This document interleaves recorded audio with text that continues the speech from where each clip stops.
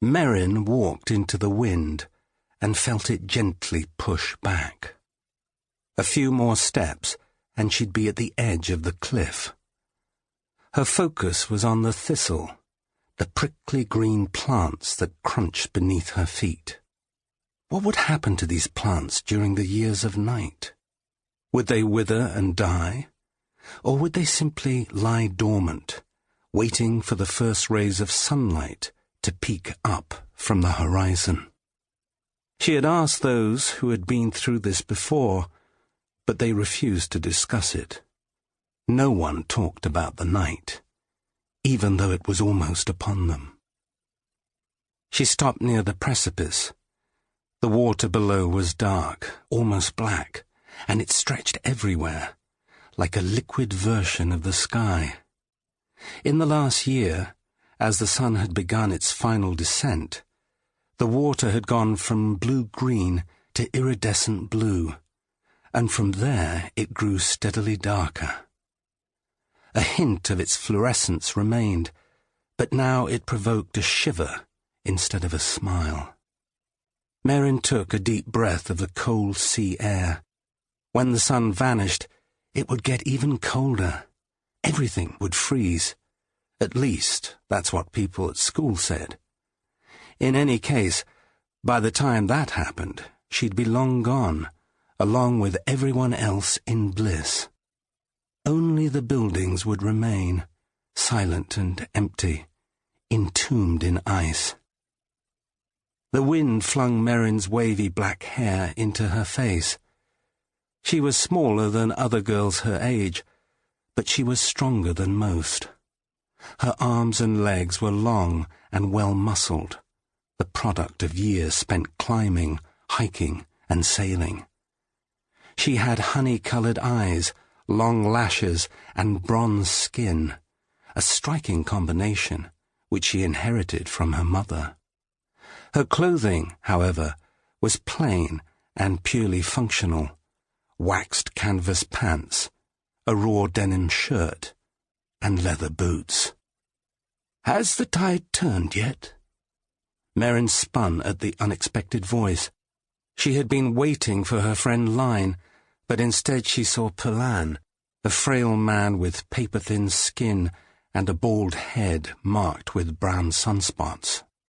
Palan had lived through several mornings, and his skin bore the proof. His cobalt-blue robe rippled in the wind, revealing a left arm that ended in a stump just above his wrist. "I'm not sure about the tide," Marin replied. "What do you think?" The old man faced Marin, his watery eyes looking past her, into the distance. "This is my 4th evening," he said quietly. He tightened the heavy wool scarf wrapped around his neck. "The sun seems to be moving faster and faster with the years." Marin followed his gaze. The sun had almost disappeared below the horizon. Only a sliver remained visible. The entire western sky was ablaze in magnificent shades of orange and red.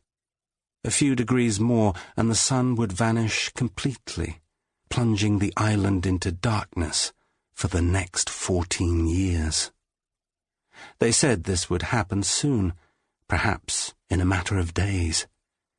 It sounded a bit like the end of the world to Marin, and she still found it hard to believe. The wind blew gently, and Palan sighed.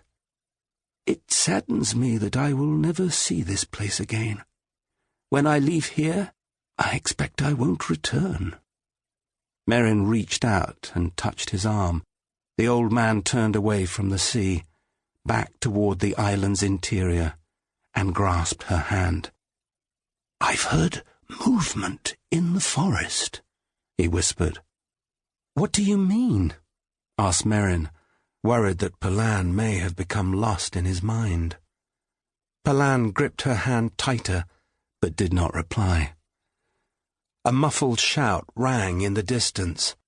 "Marin!" They looked up and watched a teenage boy moving toward them. It was Line. If Palan hadn't been there, She would have run to him, but now she just waved back. When he arrived, Line appeared slightly confused. Palan studied them both, arched an eyebrow, and smiled. Line's dark brown eyes twinkled as he approached Marin. He was handsome in the way that few boys of 14 are. He was tall and broad-shouldered, with an unkempt shock of reddish-brown hair, high cheekbones, and a cleft chin. "Elder Palan," said Line. "Any news of the boats?" A gust of wind pressed his curly hair flat against his head. Palan straightened, as if the use of the honorific elder reminded him of his role and station. "Sorry, my boy, I've heard nothing of the boats," said Palan. "But I am not here for that. Come, I'll show you."